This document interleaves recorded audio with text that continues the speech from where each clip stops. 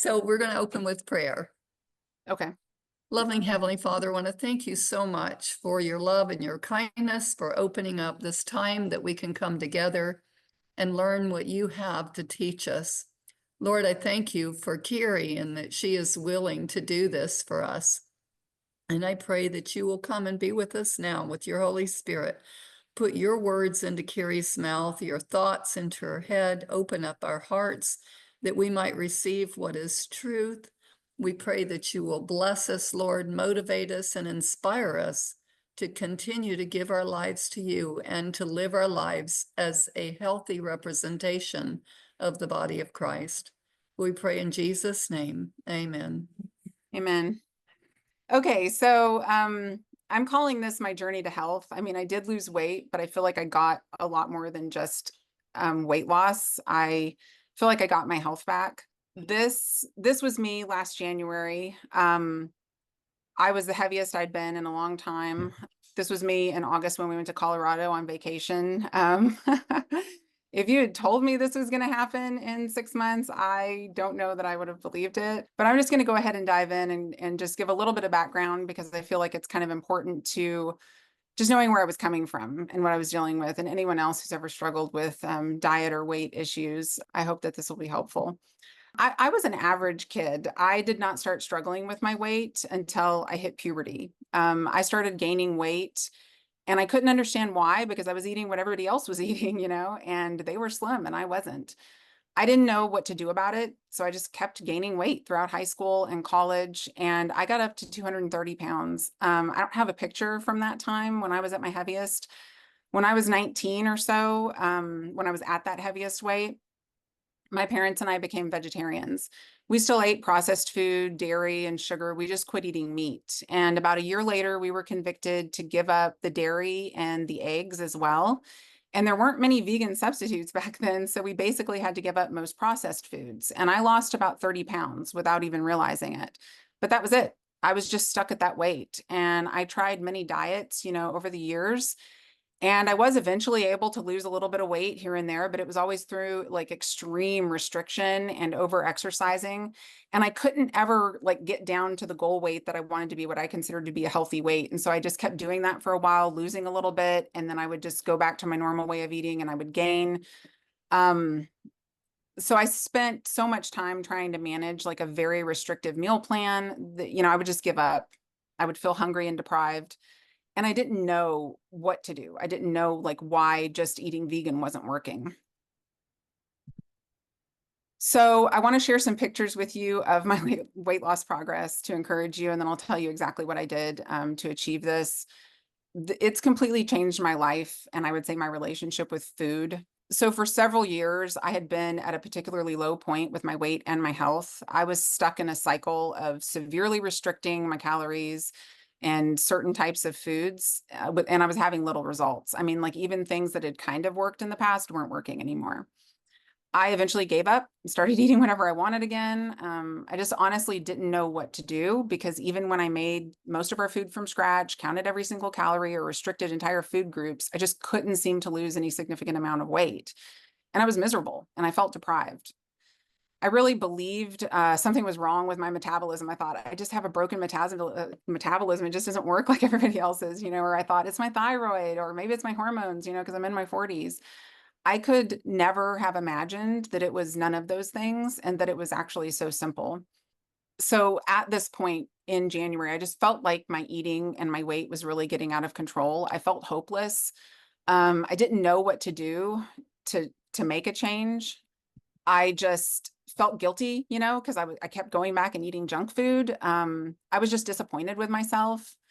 And this was exactly where Satan wanted me to be. He wanted me to focus on all the things I couldn't control, so I'd feel hopeless and just keep turning to food and just keep myself in this cycle. God impressed me that I really just needed to focus on him and the things that were within my control. And so I went back to the 8 laws of health. Nutrition is a big one, but what does it mean? Like, even when I thought I was eating healthy, I was using the world standards of what health meant. I was restricting calories and weighing my foods. I remember thinking, like, how could it be this complicated? God wouldn't make it so difficult for us to maintain a healthy weight. So I decided that I'd had enough. I knew none of the fad diets were working, and I kept being drawn to the idea that I just needed to simplify my eating and switch from being vegan to being whole food, plant-based, and low fat. And I committed to God that I would focus on what I could actually control, which was my food and my movement. So the only exercise that I consistently did during this time was walking. I wasn't feeling great, but I committed to walking every, day, maybe several times a day if I could. I also determined that I would trust in God in this area. I didn't want to make weight loss my main priority. I wanted to focus on giving my body what it needed and leave the results with God. Ephesians 6:12 says, "We wrestle not against flesh and blood, but against principalities, against powers, against the rulers of the darkness of this world, against spiritual wickedness in high places." And it might not seem like food is a spiritual battle, but appetite is how Adam and Eve fell. Jesus's first temptation dealt with appetite. Satan knows that if he can make us a slave to our appetites, that he can keep us under his control. And I'm like, we live in a society where like 70% of Americans are overweight or obese. Heart disease is the #1 cause of death in the United States. And I was actually reading some statistics and preparing for this, and it said that one person dies every 33 seconds due to cardiovascular disease. I mean, like, we are literally eating ourselves into early graves, and Satan is completely in control of what is going on in our food system.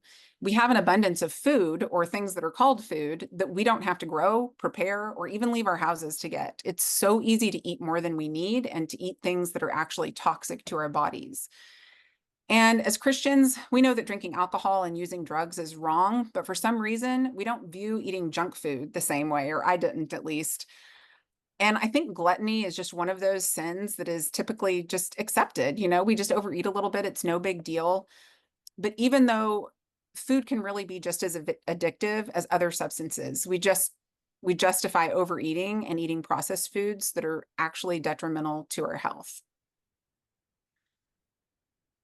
So 2 Corinthians 3:2-5 says, "For we walk in the flesh, we do not war after the flesh. For the weapons of our warfare are not carnal, but mighty through God to the pulling down of strongholds, casting down imaginations and every high thing that exalts itself against the knowledge of God, and bringing into captivity every thought to the obedience of Christ."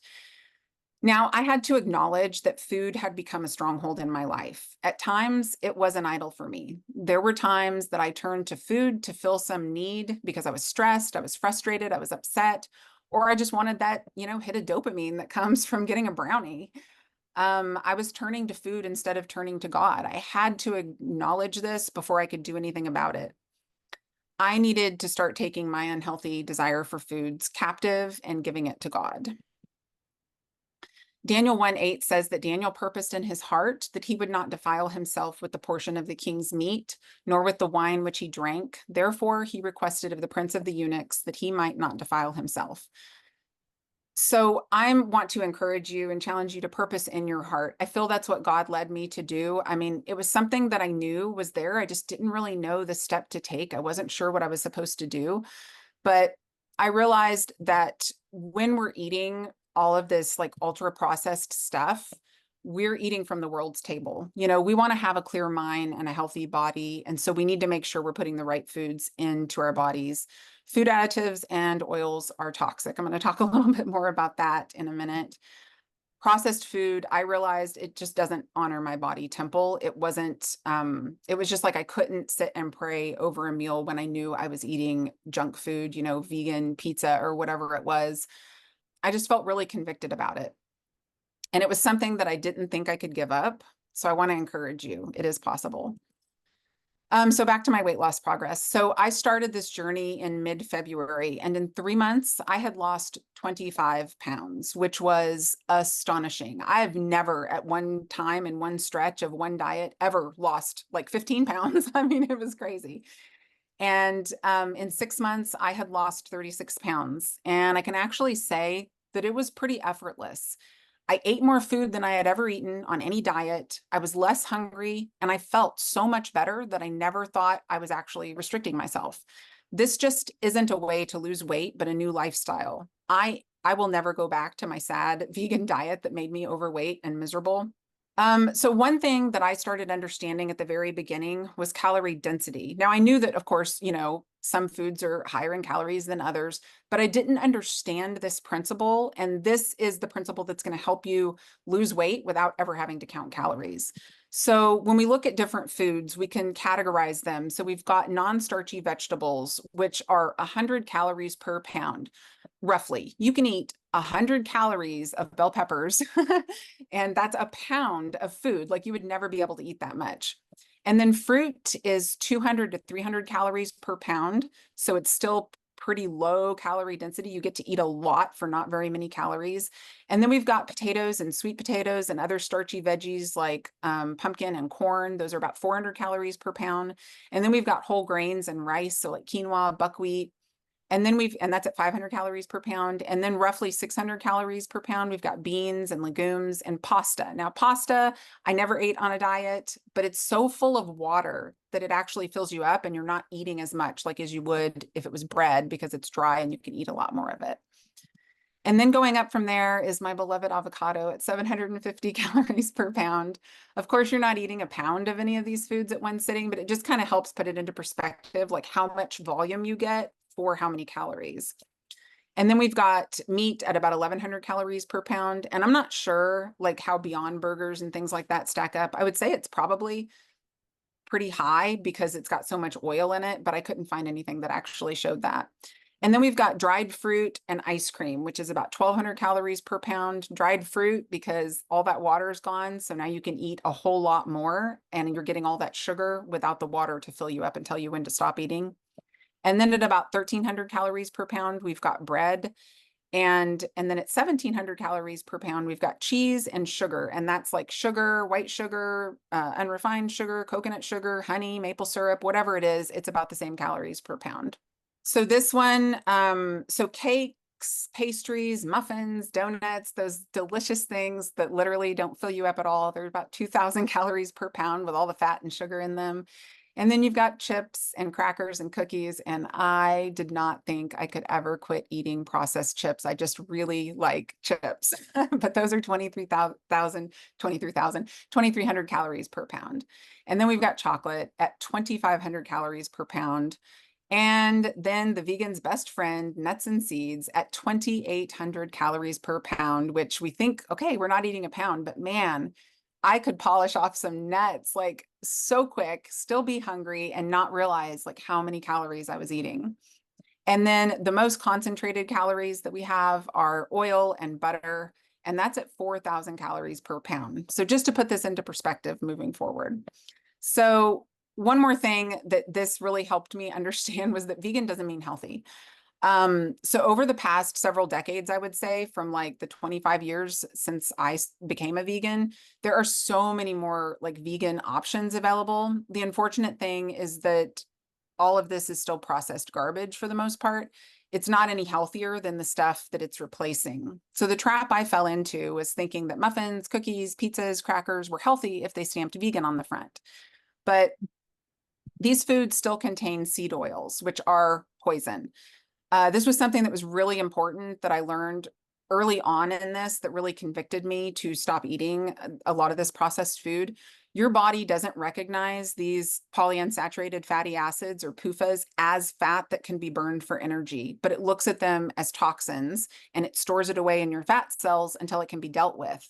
But because they are so abundant in our food supply now, our bodies are overwhelmed and cannot counteract them. So it just keeps storing them away and sticking them in the fat cells, and it can't ever do anything with them because we keep ingesting so many of them. It's in all the restaurant food and all the packaged food. It's really hard to get something, to purchase something that it doesn't have seed oils in it. I was just doing some research for this the other day, and I was reading that a study was done that showed that just smelling the fumes from vegetable oils, which is a combination of seed oils, during cooking can actually damage human DNA. Smelling the fumes. There is also a significantly higher incidence of heart attacks, strokes, and cardiovascular disease when people have a higher intake of seed oils. So I'm not going to go into like a ton of more detail about seed oils, but I am going to link some helpful videos that, everyone can watch on their own just to educate yourself. So when this video is posted, I'm going to link a bunch of stuff down in the description box so you guys can watch some more information about this. So something else that's vegan are all the healthy oils, all the oils that aren't seed oils, like avocado oil and coconut oil and olive oil. The problem with oil is that it's not a whole food. It is the most calorie dense food on the planet. And I didn't understand this basically forever being a vegan. And I'll go into a little bit more detail in a bit on that. Something else that I was eating as a vegan with sugar. This makes food taste great, but we just eat too much of it and it's in everything, like everything packaged, even things that we don't think would have sugar in them have sugar in them. It's just under a different name. All the ultra processed foods. These foods were designed in a laboratory to give us the ultimate taste experience so that we become addicted. Not only do these foods contain seed oils and sugar, but they're manufactured to prevent us from getting full and to keep us eating way beyond what we need. Refined flours, these are just all the white flours that are stripped of all the nutrients. They don't give our body anything, they just, except for a glucose spike, and make us insulin resistant. And the other thing that I didn't realize was that unlimited fats, like all these healthy plant-based fats, like avocados, nuts, seeds, and coconut, I would eat like a half an avocado a day and just never think about it. But I'm not saying that that's what made me overweight. Of course, it wasn't just like avocado, but I'm just saying that calories and fat matter. So like these were things that I thought were super healthy and you could just eat them, without any kind of limit. And I've realized that that's not true. So one more thing about oil, I'm just going to harp on it a little bit more, is that so the healthy oils like coconut, avocado, and olive, they're considered to be healthy because they're not toxic to our bodies. But do we actually need them? We don't. Like, we don't actually need oil. It doesn't occur in nature. It isn't a whole food, and it doesn't actually serve any purpose, except an easy way to add a lot of calories to your diet without filling you up. So you're not really getting anything in exchange for eating oil. And then the seed oils, they're just poison. And these are the main ones: cottonseed, canola, and corn. So there's 3 C's and then 3 S's: soybean, sunflower, and safflower, and then grapeseed and rice bran. So those are the top ones. And like anytime something says vegetable oil, it's typically a combination of some of those seed oils. So once I realized, that I was poisoning myself with this stuff, I realized I just had to get it out of my diet. So calories do matter. Weight loss seems really straightforward. Like, you just consume fewer calories than you burn and the pounds should just melt away. Like, that was never the reality for me though. It was such a battle. Like, every diet I ever tried in the past was a struggle with calorie restrictions. I was still hungry. I was dissatisfied. I was over exercising. And once that like initial burst of willpower that I had wore off after a month or two, I just finally got fed up with it. I was hungry and I just went back to my normal way of eating. And there's a reason that this happens. Studies show that regardless of what kinds of food people eat, they typically eat the same weight each day. So it's about 3 to 5 pounds. Like, some people will be different, but our stomachs have stretch receptors that signal our brains that we're full. So the volume of food is important. This is why most diets fail. They drastically restrict the amount of food you eat, leaving you hungry and unsatisfied. And this isn't sustainable long term. And you eventually revert back to the amount of food you usually eat to feel full and satisfied. The trick isn't eating less food or counting calories. You need to eat enough food each day to have long-term success. The problem comes down to calorie density. So calorie dense foods have this cunning way of deceiving our stomachs and our brains, which lead us to consume more than we actually need. That's really what it is. So if you typically are a person who eats about 4 pounds of food per day, you get really full eating lots of fruits and veggies and whole grains and legumes. They have lots of water and fiber, which stretch your stomach and signal fullness. However, if you ate lots of processed foods like cheese puffs and muffins and oil and cereal, you need a lot more calories to achieve the same level of satiety. This is because air doesn't fill you up. When you think about those types of foods that can be smushed down into almost nothing, you end up eating a lot more of them. Also, with oil and other concentrated fats, you consume a ton of calories that don't have much effect on your fullness signals. So ultra-processed foods are engineered to be highly palatable and even addictive with just the right combination of sugar, salt, and fat to keep us coming back for more. What they are not designed to do is to fill us up, because then we'd eat just a bit and be satisfied and we'd buy a lot less.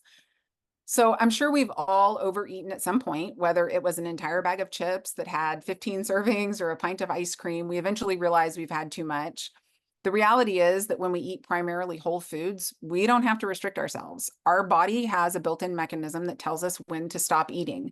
That's why you've probably never overeaten on broccoli, cucumbers, apples, or vegetable soup. When we eat those kinds of things, we get lots of fiber and water that fills up our bellies. And when we eat white bread, chips, and processed cookies, candy, and oil, we miss out on all the water and fiber. Your stomach can only hold a certain volume of cauliflower before your brain tells you to stop eating and it becomes uncomfortable.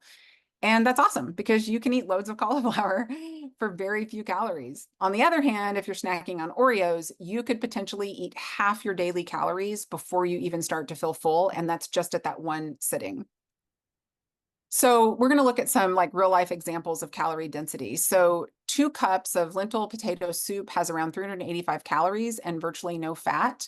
And we'll compare that to a large salad with 2 breadsticks. And if you ever have been to Olive Garden, I don't know about you, but like I was not stopping at 2 breadsticks. That has 550 calories and 20 grams of fat. And I would be hungry in a couple hours if I just ate that, whereas the soup would keep me full for a lot longer. 2 pieces of toast with a cup of chili has around 280 calories and about 2 grams of fat. But 2 pieces of toast with butter has 310 calories and 24 grams of fat. Now, the difference in calories isn't significant, but the fat is insane.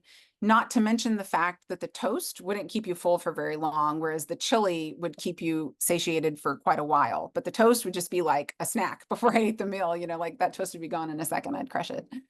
So 2 cups of non-fried rice, because you can actually cook without oil, and then you load it with veggies. So you replace some of the rice with veggies. So you're going to get 2 cups of this for about 230 calories and maybe 2 grams of fat. Whereas 2 cups of traditional fried rice is 660 calories and 24 grams of fat. So 1 apple with 2 tablespoons of peanut butter powder. If you don't know what that is, it's like a defatted peanut butter powder that you mix with water to reconstitute. So if you reconstituted that and you had an apple and 2 tablespoons of it, you'd have 120 calories and about 1.5 grams of fat. But if you had that same apple with 2 tablespoons of natural peanut butter, now one that doesn't have extra oil or sugar added to it, that would be 250 calories and 15 grams of fat. But you ate the same thing. You ate peanut butter and apples, but you more than doubled the calories and had so much more fat just by eating straight peanut butter. You could have a large order of French fries for about 480 calories that come with a whopping 22 grams of fat. Or you could have 3 medium potatoes cut up into fries and roasted without oil for the same 480 calories and basically no fat. And I don't know about you, but I could not eat 3 potatoes in one sitting. And don't forget drinks. They're not calorie-free either. A large pumpkin spice latte has 390 calories and 14 grams of fat. And you could just have an herbal tea and it's basically free. There's no calories really associated with that. So why does this matter? I know I'm talking a lot about calories, even though I lost this weight without doing any calorie counting or typical calorie restriction. I just think it's helpful to see some of these examples because I think most of us don't really realize how many calories we're actually eating. I considered myself to be a pretty healthy vegan that made most of our meals and rarely ate out. I couldn't understand why I struggled so much with my weight. I never realized that some of the calorie-dense foods I was eating was completely sabotaging my efforts. So what to do instead? Being on a typical diet and counting calories or points, whatever, it's just awful. I always felt so restricted and hungry, was absolutely miserable when I didn't lose weight. And it's because I was starving and I felt really deprived. It wasn't sustainable. I'm not suggesting this as a new diet that you do for a few months and then go back to your normal way of eating. That's why the majority of people that lose weight end up gaining it back because diets aren't sustainable. The way you're eating now is responsible for your current weight and health. So I mean, just keep that in mind. I had to really acknowledge that. At some point, it was like, it's not just that my metabolism is broken. It's like what I am eating is making me be this weight. This is not something that I would say just do for a few months. Like, this is something you do for life. This is changing your lifestyle. I am whole food plant-based now. It's just how I eat. I don't even have to think about it. When I think about how much I struggled through the years, I can't believe it was actually this simple. So I'm going to teach you some principles and things you can do that will ensure that you're eating at a calorie deficit without needing to count calories, and will always allow you to eat as much as you need to feel full and satiated. So I know that we need some healthy fats, but somehow when I quit eating animal products, I thought that meant I could eat as much as I wanted of the plant-based fats like nuts and seeds and avocados. I really thought that I was eating healthy and didn't realize how much fat I was typically consuming. Like, when I would pack my salad for lunch, I wanted it to be a meal. So I would, make sure that it was going to keep me full. I had heavy, oil-based dressings, avocado, maybe some nuts and seeds for a crunch. Maybe I'd have some crackers with it that I made that had oil in them, or they were made out of seeds. These calories and fat add up way quicker than we think. I also used coconut milk in a lot of like curries and homemade vegan ice creams and stuff. If I wanted a little treat after dinner, I might grab a handful of nuts and raisins, and I just wasn't realizing how much those calories and fat were like adding up to. So I tried the keto diet so many times, and this was mainly because I really like high fat foods and I wanted to be able to eat fat and lose weight. It sounded great. It just did not work for me. Not only was it super difficult to do, like as a vegan and as a vegetarian, I was always hungry. I was weighing and measuring everything I ate, and I wasn't losing any real significant weight. This wasn't enjoyable or sustainable. I know that some people have had amazing success with these type of diets, keto or Atkins. My husband was able to lose a good amount of weight doing keto, but as soon as he started eating normally, like fruit and bread and just regular stuff, he would gain the weight back. For me, it was miserable. Like, my body just would not let go of the weight while I was eating a lot of fat. So omitting these overt fats was, I think, super important to my success. I'm just explaining all of this because I want you to understand that it was really hard for me to switch to a low fat diet. I mean, mentally, it was hard. I didn't think food would taste good without all the fat. I didn't think I could eat a salad without a high fat dressing. It just didn't appeal to me. Like, it just seemed like it would be awful. But praise the Lord, he convicted me. And I was just like, this is the only thing I really haven't tried. So I knew I didn't have anything to lose, except for weight. So I tried it out. I fully committed to removing these overt fats from my diet. These are all so high in calories, and so easy to overeat on. I never ate nuts like as a snack or on a salad or like added to oatmeal. I did have them in some recipes sometimes, but it just wasn't worth it to me to like eat a little bit of them. I just knew I would probably overeat. And after I was about halfway through my weight loss or so, I did start adding a little bit of tofu in my diet. It is higher in fat. I usually did a little bit of tempeh, but not very often. And then if you really want to see results, I just want to encourage you, you need to get off the ultra processed foods. These are not whole foods. And when you start reading the ingredients, you'll realize that a lot of it shouldn't even be called food. These products contain seed oils, sugar, additives, and zero nutrition, and they're manufactured to be addictive and keep you eating without getting full. So, I mean, this includes, chips, crackers, candy, bakery items, white breads, packaged meals, like frozen dinners, burritos, pizzas, things like that. And the stuff that was hard, it was like the fake stuff, the vegan cheese that's primarily just oil and usually seed oil, the vegan meats that are loaded with bad oils and just like things that you don't know what that means. You don't know what those words are. It's not real food. Just any packaged food with lots of ingredients. Like, if you're going over 5 ingredients, it is probably not real food. And one thing too that I had to realize was plant milk. I used almond milk, like unsweetened almond milk that was in the refrigerated section a lot, but those are loaded with lots of different gums and emulsifiers and additives. And these things aren't really rigorously tested. I was watching something recently and it was talking about like the difference between the testing that food products or new food additives go through compared to drugs is shocking. And they can actually just say, because this food additive that we just found is related to this other one, and that one seems to be safe, we can have this one approved as well without like any real testing being done on it. So like we don't know long term what these things are doing to us, like all these natural flavors and emulsifiers and just all of these different additives that we don't know what they are when we read the label. So I just say try and stay away from it as much as possible. So looking back at calorie density, basically what I did was just eliminate most foods that were higher than 600 calories per pound. So that was like my precious beloved avocado. And I didn't eat bread. Some people do eat bread on this. But I did still have a little bit of dried fruit in something or nuts in something that was like a bigger recipe, but not just as a snack. So yeah, definitely eliminating all of these really calorie dense foods. And I know it might seem drastic, but it really isn't. You know, gastric bypass is drastic, heart disease is drastic, but not eating junk food is possible. This doesn't mean that it was easy. You know, last January, I was in a really low place because nothing I was doing was working anymore. I really felt like giving up. And I just kind of started eating a lot more sugar and processed food than I usually did. My husband and I went on a trip to see his parents in January, and we were traveling, and then we were like, it was holidays, and we were just eating a lot of junk, like way more than we normally did. And it was really crazy to me how quickly I felt like I was addicted to sugar and processed food. I would just crave this stuff and think, okay, after this weekend, when we have all this junk that we just bought, I'll start my new diet.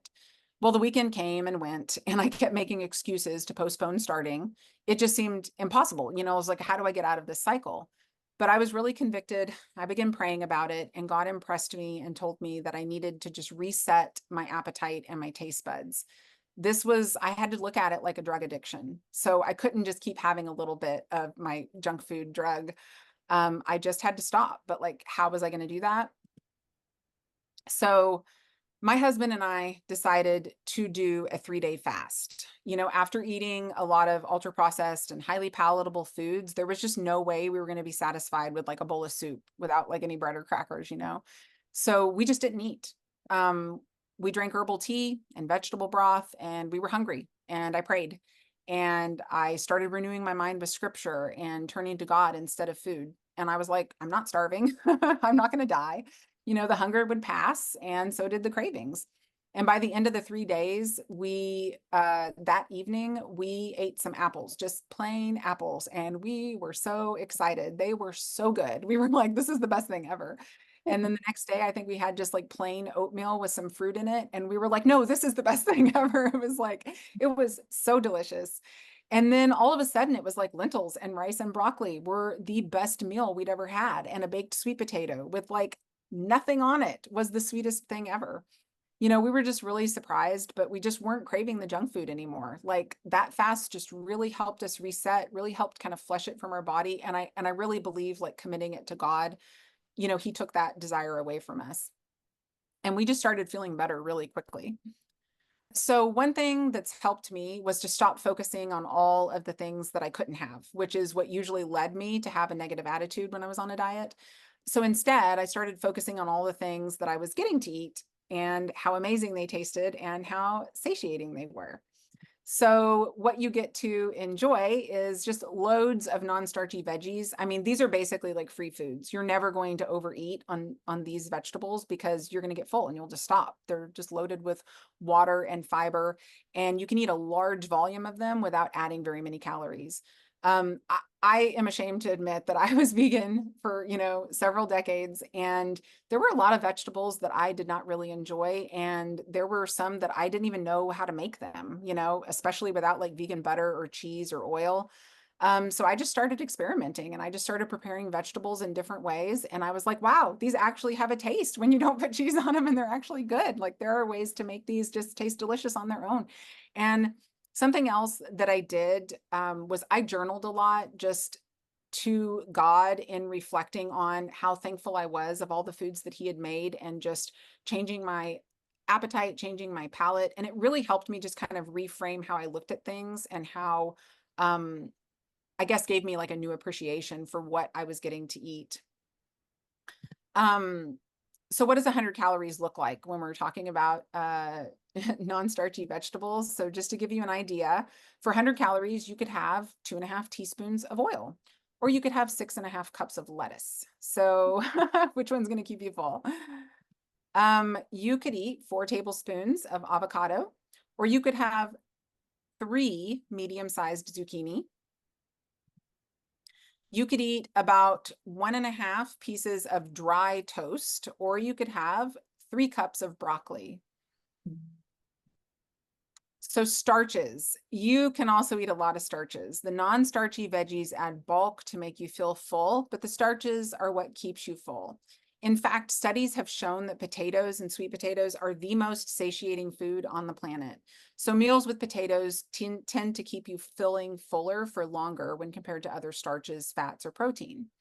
Potatoes usually get such a bad rap because we tend to pair them with fats, like when we have French fries or baked potatoes with butter and sour cream, or potato salad with a mayo-based dressing and fried hash browns. The potatoes themselves are really pretty low in calorie density, being around 400 calories per pound, and they have relatively no fat. So it just comes down to how you prepare them. And there are so many people that I've actually seen of that have done like a complete potato diet where they just ate potatoes for like a certain period of time. And they lost weight and improved their blood work and reversed diabetes. Now, I am not recommending this for any length, like extended period of time, but it's just interesting.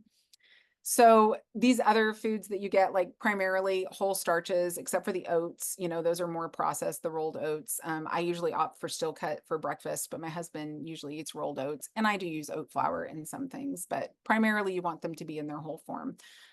Rice, everyone says try brown rice. I I really struggle with brown rice, but you can mix it 50-50 with white to try and get used to it. Or I usually mix quinoa with my white rice. I feel like it doesn't make it yucky, but I'm still working on that. So for the starches, you could have 2 Oreo cookies or a small baked potato with salsa. You could eat 7 potato chips or a small sweet potato. You could eat 3 tablespoons of granola or 3/4 of a cup of cooked oatmeal. You could have 1.5 tablespoons of chocolate chips or half a cup of fat-free refried beans. You could eat 3 cheese-filled crackers, or you could have 2 entire carrots with 2 tablespoons of oil-free hummus. So once again, I'm not recommending that you like count calories or measure your food in any way. I'm just trying to put it into perspective for you. I promise I did never measure my hummus, but I did consciously think about it because how much did I really need on each bite of veggies? Because my hummus has tahini in it and it is more calorie dense. So I did try and eat less of it, but I didn't really think about it too much. Something else that I've really enjoyed eating is fruit. I have been on so many diets, like especially keto, where you either just completely eliminate fruit or you just have to drastically reduce your intake. And it's really not enjoyable. Fruit is nature's dessert, and it's full of fiber and water and nutrients. We do have to be aware of how we are consuming it, though. So we want to avoid or limit dried fruit because it is so much more calorie dense. So it's really deceptive because when you remove all that water from it, you're consuming concentrated sugar and it's just so easy to overeat. So when you think about it, like for 100 calories, you can eat a cup of grapes or you could have 3 tablespoons of raisins.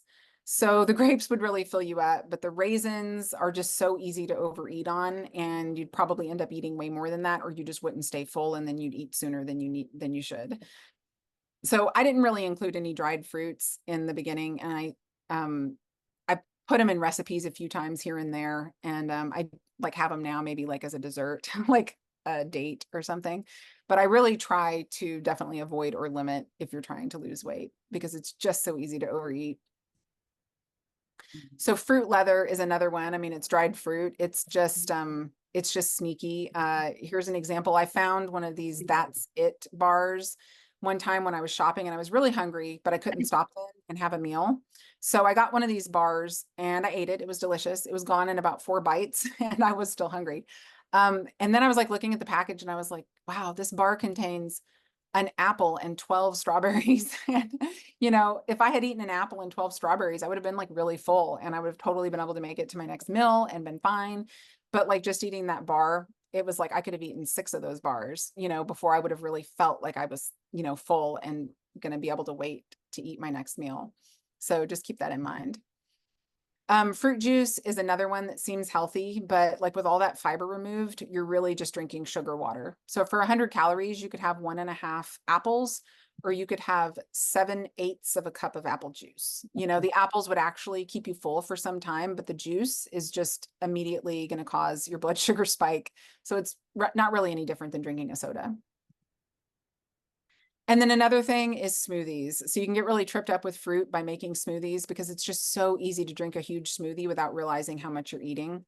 I found this tropical smoothie online and it contains 2 cups of pineapple, a cup of mango, 1 banana, 2 mandarin oranges, and coconut water, which is sugar water. And it says it makes 2 servings and they each have about 230 calories and 41 grams of sugar. So I mean, like you could down that smoothie and then be hungry again in an hour and not realize like how much you've added to your caloric intake. So for drinks, I mean, I've just kind of been like a person who drinks water and I don't drink a lot of other things. You can add lemon or lime to it to make it taste better. I do add a little bit of liquid stevia to mine and some flavors, lemon flavor. You can drink herbal tea. I mean, that's just essentially water.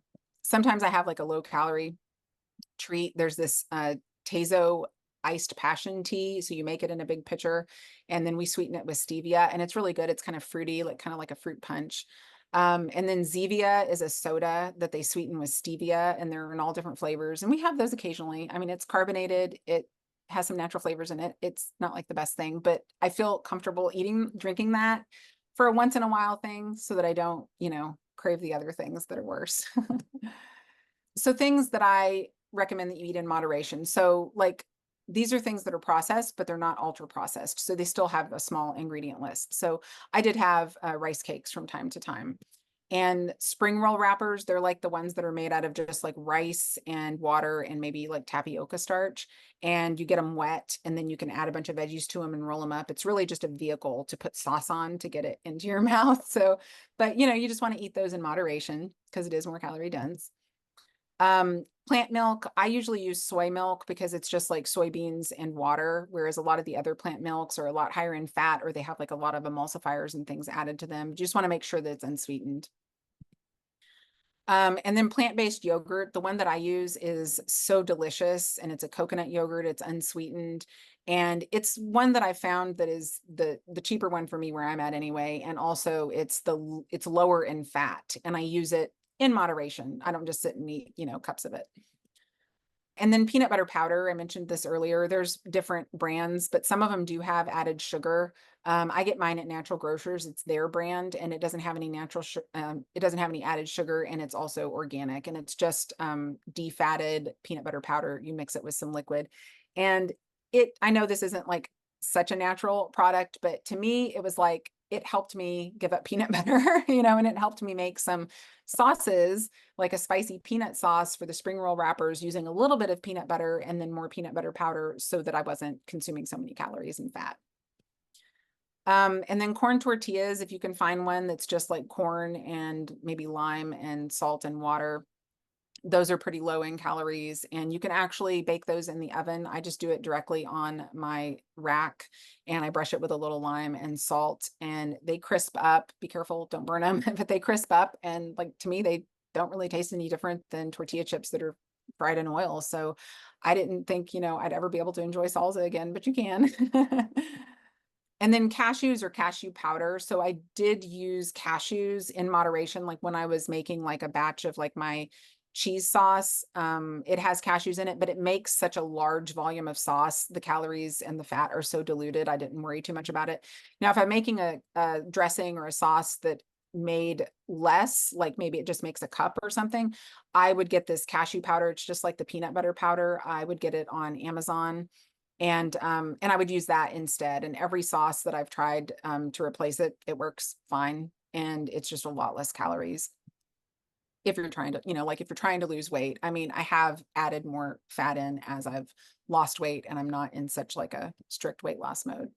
Tempeh is, of course, a soy product. It's fermented and it's less processed, and it tends to be like a bigger serving for less calories and fat than like if you were having tofu. And then silken tofu, like the kind that comes in the box, the Mori new one that's not refrigerated. I use that to make a mayo. I didn't think I'd ever be able to give up like oil-based mayo, but everything I've made with it, like I can't tell the difference. And it tends to be less calorie dense than like the extra firm or the firm like water packed tofu. And then whole wheat, like lavash bread, it's like a rectangular flat bread that you can find and you can roll up and make wraps with it, or pita bread. You just make sure it doesn't have any oil in it. I didn't really ever eat any of this or find one that I liked. I tried one a few times, but I didn't really have this to any great degree while I was trying to lose weight.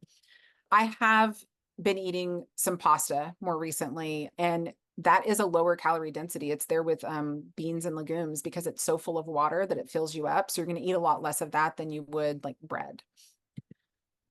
And whole grain bread, one brand that I found, it's called Silver Hills, and they have sprouted grains and they don't add oil to it. And they have hamburger buns and hot dog buns that are really good. And they have several different styles of sandwich bread. And like, it's really nice because on their label, they tell you the calories in 2 slices of bread, not one, but they are like a regular slice, not like an extra big slice. But I have been having like some more bread in my diet more recently, and I haven't had any issues. So then flours in moderation for sure, but like I would use oat flour. I usually don't do whole wheat flour, but a lot of people do that eat this way. Chickpea flour is another one that I use sometimes, buckwheat or tapioca, starch or flour, it's the same thing. So I would use those in some things, but in moderation.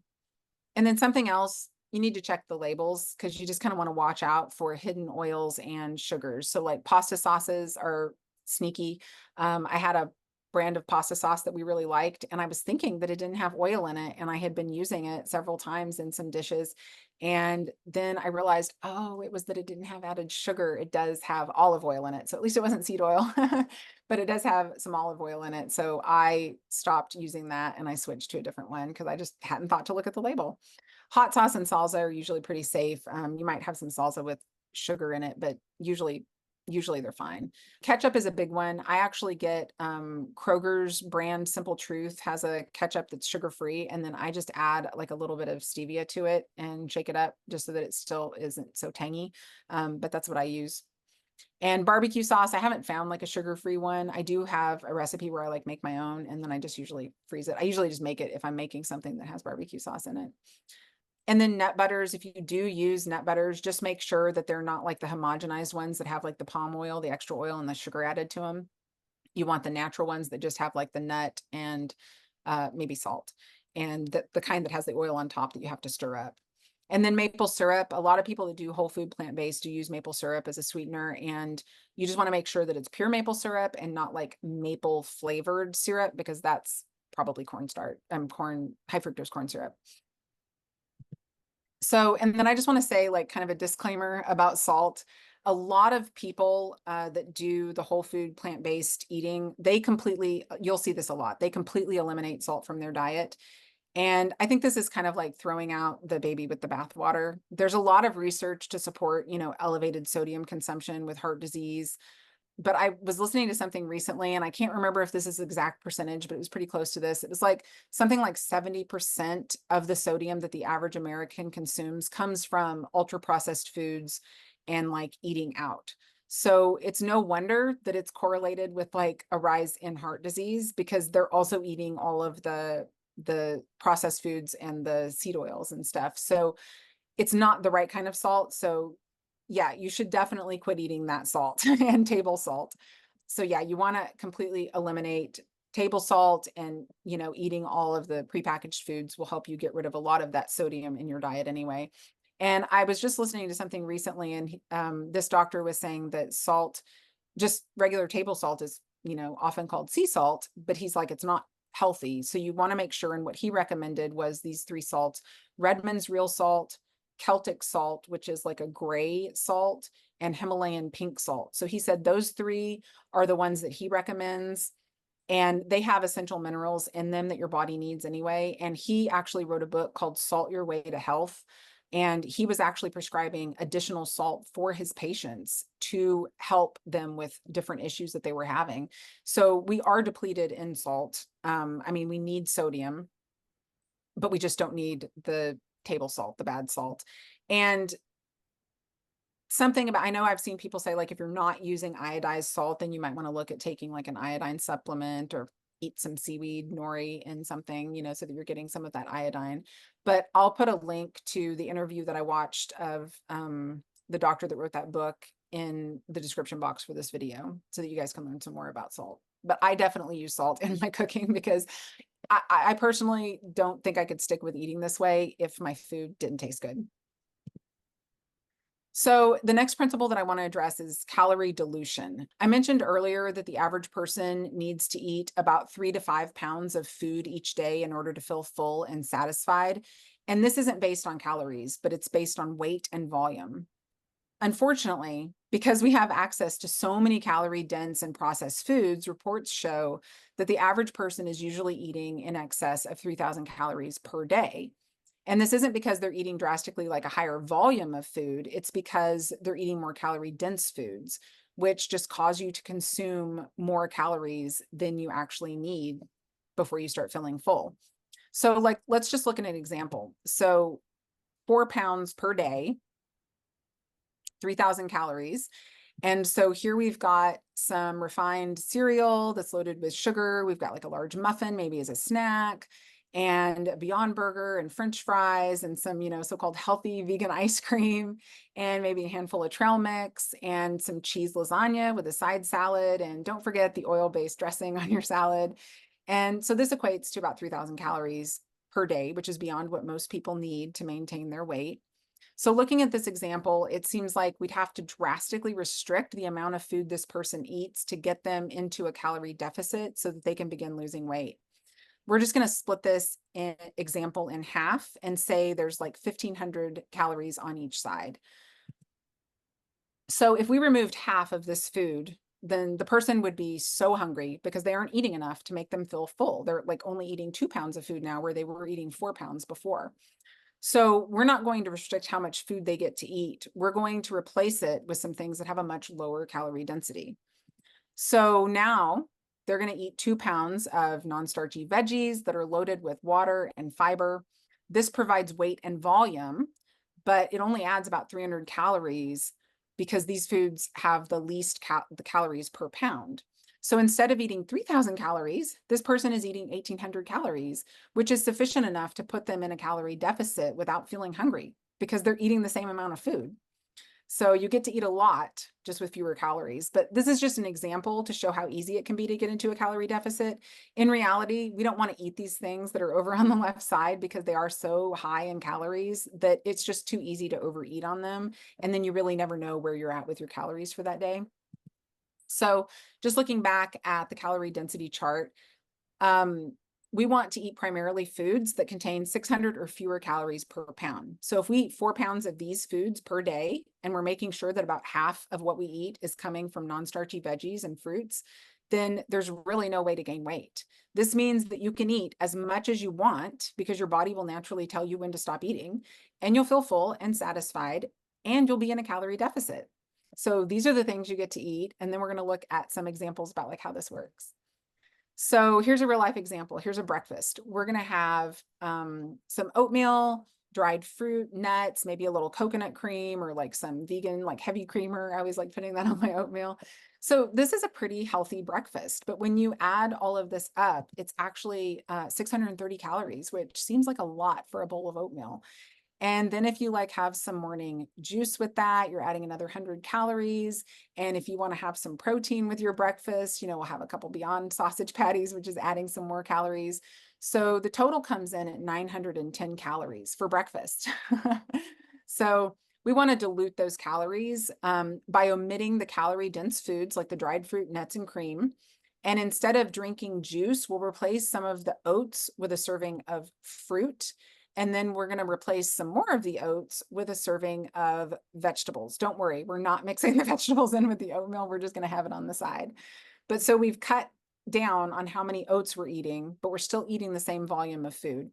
And then we can swap out the greasy, like Beyond sausage with some Tempeh bacon if you feel like you need to have like some protein. But now we've got a really great breakfast, and the total comes to now 420 calories. And you're still eating the same volume of food. And I want to be like real with you. It seemed really strange to me to eat broccoli, you know, or a non-starchy veggie with my oatmeal for breakfast.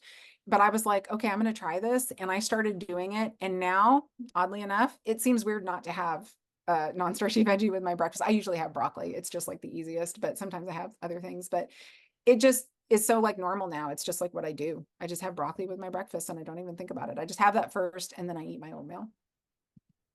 So here's another example. For lunch, we've got a baked potato, and we've got all the toppings, you know, the yummy fatty toppings, and we've got a vegetarian meatloaf, and we've got a side salad with ranch dressing.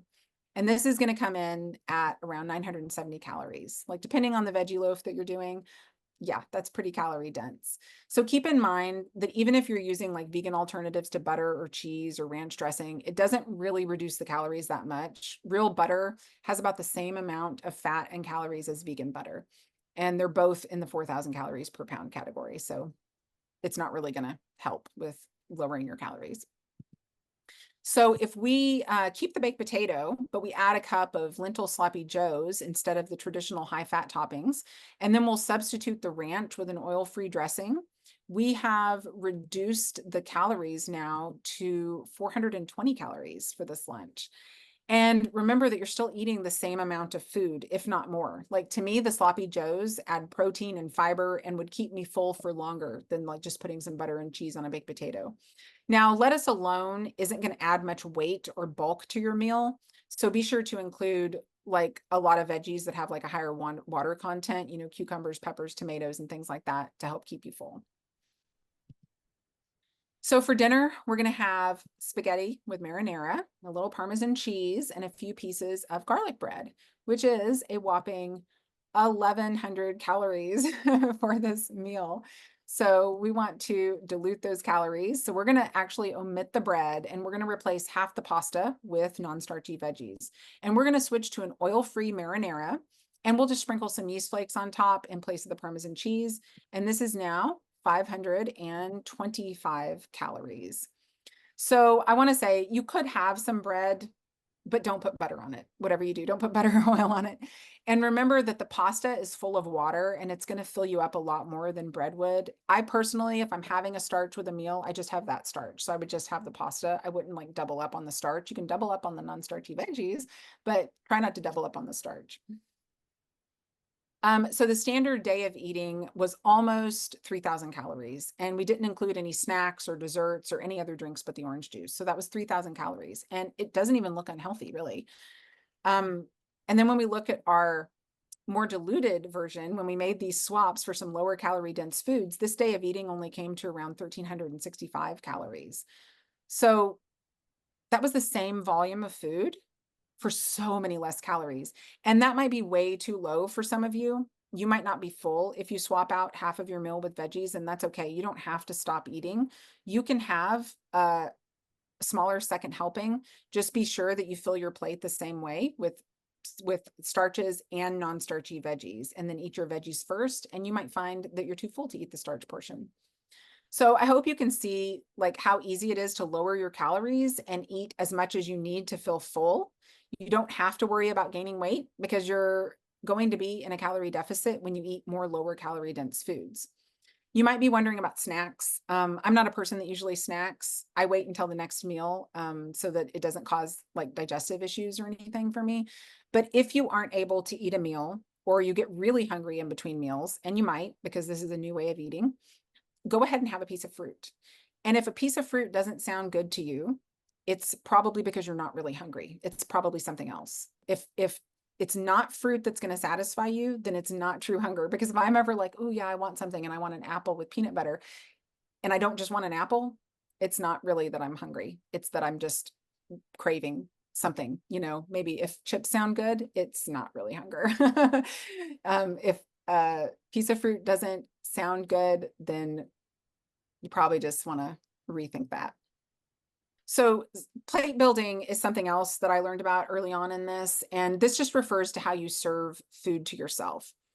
So once you've committed to eating foods that are under 600 calories per pound, you just want to make sure that you're filling up on a lot of the lower calorie foods. So this way of eating is often called the 50-50 plate, which means that you fill half your plate with starches, like including beans and legumes that would go on the starch side, and the other half is filled with non-starchy veggies. This 50-50 plate, like calling it that, it was, I think, Dr. McDougall, who wrote The Starch Solution, is the one who came up with that. And most people don't start out this aggressively. This is what I did. This is just what I happened upon when I was researching, and this is what I started doing, and it really worked for me. But you can definitely start out with more starches and fewer non-starchy veggies. So like if you're doing, like, this is a baked sweet potato with like some chili, and then on the other side is non-starchy veggies.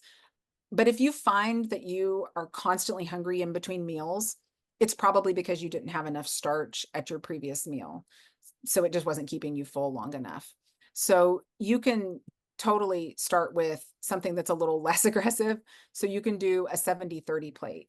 You can do 70% of your plate be the starch portion and 30% be the non-starchy veggies. And then if you get to a plateau or you just want to see some faster weight loss, you can switch to the 50-50 plate at that point. So just a quick review of what I've gone over, because I know I'm throwing a lot at you. You want to eliminate ultra processed foods and seed oils. You want to eliminate overt fats because it's just way too easy to overeat and eat too many calories. You want to eat primarily foods that are 600 calories per pound or less. And you want to dilute your calories by adding lots of non-starchy veggies and fruit. And one thing I was going to say about breakfast, if the thought of eating vegetables with your breakfast is just completely repulsive to you, I know some people do this and they just do fruit. They do like half oatmeal and half fruit. For me, it wasn't keeping me full long enough. So I added in the veggies, and I feel like the fiber just takes longer to digest, and that helps me. But if you can't do that for breakfast, it's okay. So diluting your calories with either the 70-30 or the 50-50 plate building strategy. And then you want to make this a spiritual journey. So just purpose in your heart to honor God with your eating, and make sure that you're going back to that each time, because it really is an addiction. And it really is, I think we're just so inundated with it. We just have so many options, and it's really hard. I mean, believe me, I didn't think that I would be able to give up chips or, some of the processed treats that I used to buy. But I really don't even think about it. I literally take food with me everywhere we go. I just always pack something and take it with me, and I just don't even really think about it anymore. It's just like, this is just what I do. So now I'm going to give you some tips. Oh, renew your mind with scripture. I wasn't done with the slide. I thought I was. And turn to God rather than food. So now some tips. One thing that really helped me out was batch prepping food at the beginning of the week. I usually cook potatoes in the Instant Pot and just kept them in the fridge to eat throughout the week. I bake sweet potatoes in the oven because I just think they taste better when you bake them. But I usually cook my regular potatoes in the Instant Pot, or you can steam them or microwave them, however you want to cook them. And then it's just so much easier, like if you have pre-cooked potatoes, to get something ready if you don't have to like wait for a potato to bake. And then I always prep our oatmeal for the week. We almost always have oatmeal for breakfast, like during the weekdays. My husband usually has overnight oats, and I just like put it in mason jars and prep it for the whole week. And I usually make a batch of steel cut oats, and then I just divide it into portions, add some fruit, put a little dollop of the plant-based yogurt on there, and you can reheat it. I actually eat it cold. I just like it that way because it kind of is more reminiscent of the refrigerator oatmeal or overnight oats. But I just make sure I have that prepped so that when I get up in the morning, I don't have to like think about what I'm going to eat for breakfast and then like eat something that I shouldn't eat because I don't have anything made. And then I make sure that I prep my non-starchy veggies. So I just always have broccoli chopped up for several days. I don't want to do it too far in advance or it'll kind of get yucky, but I just have that chopped up and ready because I usually have that with breakfast. And also you can have some frozen veggies on hand. I mean, sometimes I run out of stuff and I don't live real close to town. So you can just always have something frozen on hand if you need it. And then like something else, like in the summer when we had a lot of zucchini, I would just chop up enough for like 2 mornings worth of breakfast and just keep it in the fridge chopped up. And then I would just get out the portion I was going to use in the morning and season it. And if you season it before, I learned the hard way that it just weeps out all the moisture and gets really soggy and gross. So I just would keep it with nothing on it, chopped up in the fridge, but then it was just ready to go the next morning. And then you can cook a grain. So if you're going to have rice or quinoa as your starch that week, you can just cook a big batch and then just reheat it when you're ready to eat. And the same goes for like beans or lentils. Cook some up at the start of the week, and then you've got them and you can put them on top of your grain or your potatoes, or you can just buy canned, but I tend to season mine up. So, I mean, this seems really basic, but just when you think about it, like having this stuff ready makes you so much more likely to eat it. Like if you wait until you're hungry to think about what you're going to eat, you're more likely to make a bad decision. I mean, I know I am. So if you already have cooked potatoes and prepped veggies, you're just more likely to eat them if they're already there. And then something else is that you can keep it simple. Like I do like a clean out your fridge. You know, you can make a soup with basically any veggies that you have, you know, just throw them in there. You got some extra cauliflower, you got some mushrooms that are about to go bad, you know, chop an onion, put some celery in it, season it up, and you've got a soup. You can also do this with stir fries. I don't fry it in oil, but I just cook up all the veggies, add a little bit of rice or add some noodles to it, and then put a sauce on it. And I just try to make sure that the ratio of veggies to starch is about half and half, or if you want to do 70-30, but I just always try to load in the veggies. So I just kind of clean out whatever I've got in the fridge and make that. Or you can always do pastas or noodles the same way. If you want to do like marinara or whatever you want to do on pastas, and you can just add a bunch of veggies to it that way. And then another way to keep it simple for the 50-50 plate or the 70-30 plate is just pick your starch and reheat it. Like whatever you've already made, like you've got baked potatoes or steamed potatoes, just reheat them. Or you can chop that potato up and then you can cook it in your oven or in an air fryer and get them all crispy, but it's already cooked, so it's not going to take that long. Or you just have a grain that you've made and you're just reheating it. So you pick your starch and then you roast or steam your veggie that you're going to add to it, your non-starchy veggie, and then you can add a sauce. And sometimes I don't even need the sauce. Like sometimes I'm just okay with whatever seasonings I put on it. It's fine, but sometimes I want a sauce. So, I mean, you can just keep it really simple that way. Like you just need those components. So a few tips on roasting without oil. These are just things that I figured out because I could not for my life get potatoes, like raw potatoes, to roast without oil without being oddly crunchy, even though they were cooked. It was just weird.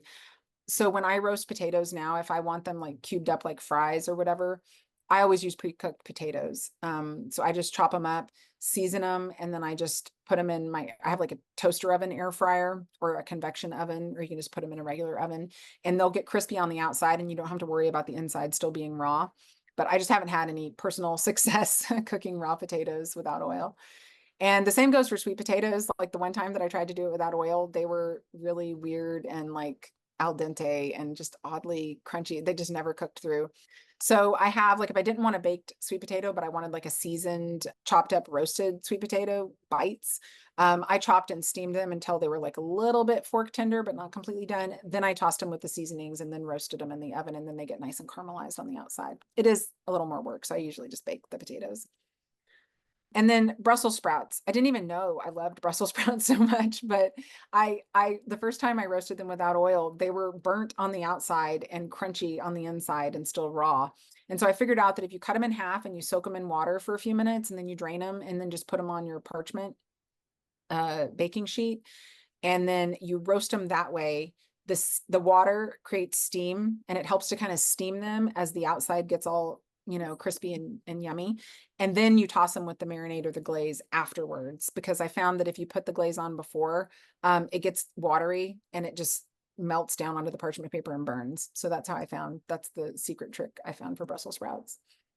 Cauliflower, I just drizzle it with some aquafaba, which is the liquid from a can of chickpeas, and then toss it with some seasonings. I've done it with just water before if I didn't have any, like I just spritzed it with some water and then put the seasonings on it, and then I just roast it. It's fine, it gets cooked. And then zucchini, I just dice it up and season it with like some seasoned salt and yeast flakes and roast it, and it gets so yummy. It's like dry on the outside and all roasty and then juicy on the inside. I didn't even know I liked the flavor of zucchini that much because I only ever ate it with like a bunch of cheese on it, but it is really good. So a few tips for sauteing without oil. When you use a nonstick skillet, you want it over medium heat. I didn't know this for a long time, but when you use nonstick skillets over high heat, it actually degrades the nonstick coating and it actually causes things to stick more. So always do medium heat. And then when you add your veggies in, sprinkle it with a little salt and it'll help them release their liquid so that they aren't sticking. And then if they start to stick, you can just add a splash of water or veggie broth to deglaze the pan. I haven't had any issues and I didn't know. I thought all these years, I thought had to use oil, but you don't. And then baking without oil, some things that I've found is some oil replacers, like applesauce usually works and it gives it a neutral taste. Like I would think banana would, but banana is a pretty prominent flavor. So I haven't tried that, but applesauce typically works. Aquafaba. I've seen a lot of recipes where people are replacing oil with aquafaba in like baked goods, but I haven't personally tried it yet. And so like a drippy nut butter or like tahini, but just a little bit, because be careful if you're using like a cup of it or a half a cup of it and it's just making like 12, that's going to be a lot more calorie dense. So sometimes if I find that something is missing, because certain recipes just like, it's missing that fat and it's just like the texture is a little weird. You can try a little bit of nut butter and it's going to be diluted enough if you're just using a little bit. So oil-free salad dressings and sauces. Something that I have had success with is replacing the oil in a dressing with aquafaba. And I did put like a tablespoon or so of like the cashew powder in there because I thought it helped kind of emulsify it a bit better, but for the most part, I couldn't tell any difference. And the unsweetened plant yogurt, I use that to make some of my creamy dressings too.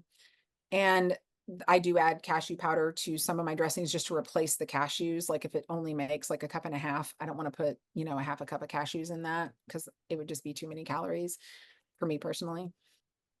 And then chickpeas. I've had some success replacing oil and some nuts in a recipe in a sauce with chickpeas. And I also did it with a pesto instead of the oil and then the nuts that were in the pesto. I just put chickpeas in there with some of the aquafaba and just, pulsed it and it worked perfect. I couldn't even tell the difference.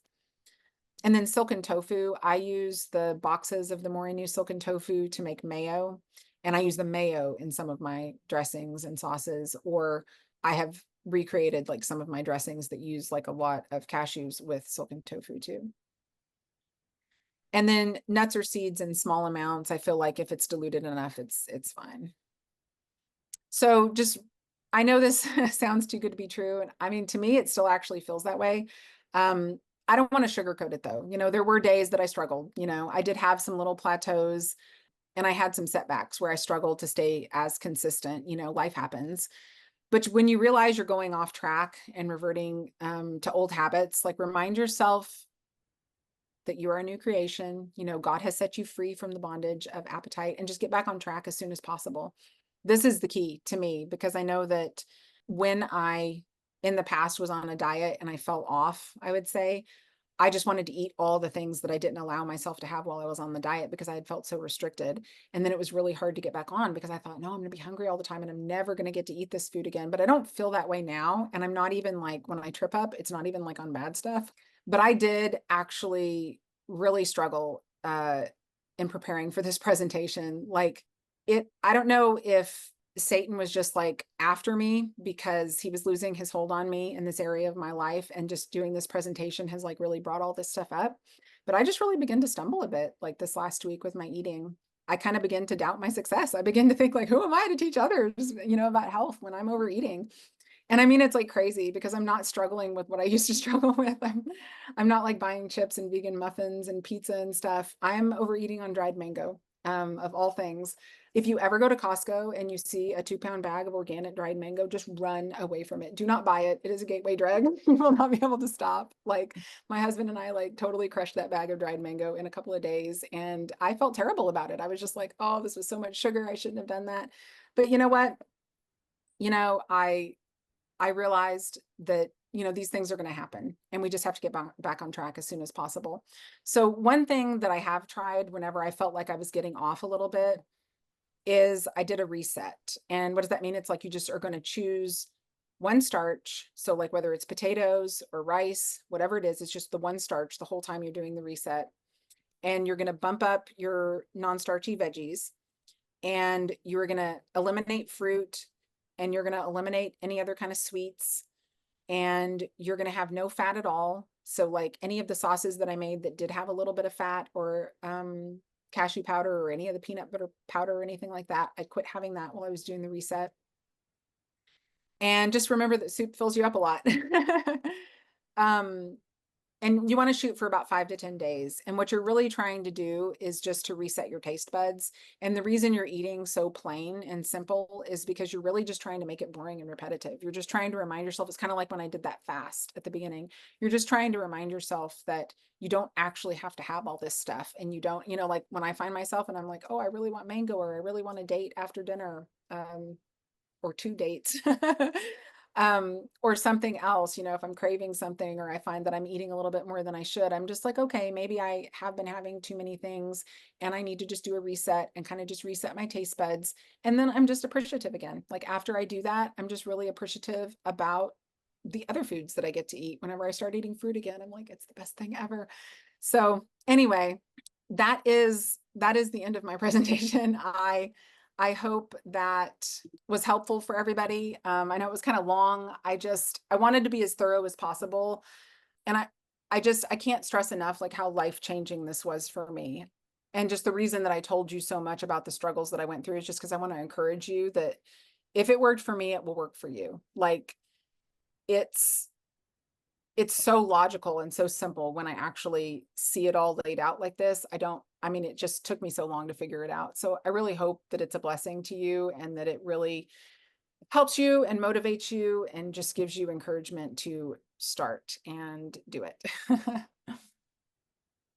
Thank you so much, Carrie. That was awesome. Thank you. That was a great presentation. Took a lot of work to put it together.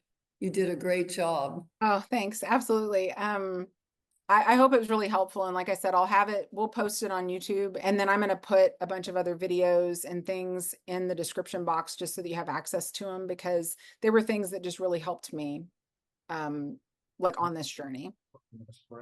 Okay. Is it okay we ask you some questions? Oh yeah, now? sure. Okay. So there is the cans of coconut spray and olive oil spray that's available for just lightly spraying on the pans for when we roast our veggies. I know it says 0 calories for, I think it's like a third of a second. Yeah, it's like a really short. You can't even count a third of a second. Right. So we usually end up just spraying it and cleaning up the bottom of the pan with it. So do you ever use the spray oils? So I don't, but I won't say that I never will, because there are a few things that that I just haven't been able to. It's like, there's a certain thing that you might need a little light spray of oil on. I can't even think off the top of my head what I thought that it was, but I never did, just because I felt like I was just going to do it full on and just not have any oil. But I do know that some of the YouTube channels that I'm going to recommend that were really helpful to me, one in particular, she did that. She would use a little bit of oil, and she still even does, just a little spritz like on top of something so that it'll brown. Or I don't really see the need to do it in a pan personally, because I haven't ever had anything stick. But I do have like a nonstick griddle. So if like I make a pancake, or if I make like my sausage patties, they don't stick. It's like textured and it just doesn't stick to it. So I haven't had to spray it. And I just usually use parchment paper on all my pans, or like silicone, muffin liners. So I haven't had to, but I do know that some people do. I would just be very careful with it, because it is very hard to just use a little bit. Okay. Also, back toward the beginning of your slides, when you were talking about the apples and peanut butter, did I hear you say that you diluted the peanut butter with water? The peanut butter powder, I add water to it to reconstitute it. Gotcha. Yeah, Okay. I've done it with like soy milk before too, and sometimes I add like a little stevia to it because I just like it to be sweet. But yeah, you add water to it to reconstitute it. And if I'm feeling like very decadent, I will add like a couple tablespoons of the peanut butter powder and the tiniest little bit of actual peanut butter to it because it just really bumps up that flavor. But I don't do that very often, and I just have to keep in mind like that is a lot more calorie dense, but I'm not like, I Okay. guess, in the same like weight loss mode that I was initially.